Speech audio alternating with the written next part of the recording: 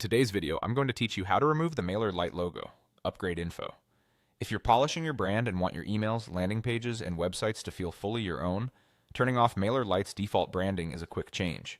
Before we start, a quick note. Depending on your plan, the branding toggle may only be available on paid tiers. If you see an upgrade notice or a locked switch, that's normal. MailerLite reserves logo removal for certain plans. Begin inside your MailerLite account and open the account settings area. This is where global preferences live, so changes here affect everything tied to your workspace. Once you're on that page, scroll all the way down to the section labeled MailerLite Branding.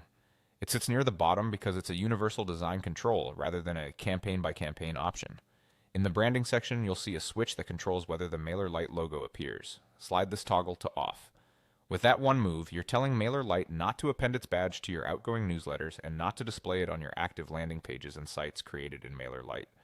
If the toggle can't be changed and you see a message about upgrading, that indicates your current plan doesn't include branding removal.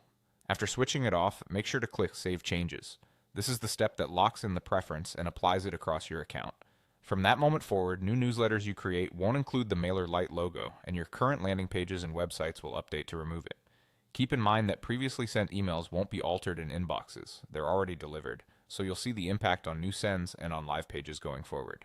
A couple of clarifying notes can help set expectations. Removing the logo doesn't modify your content, deliverability, or tracking.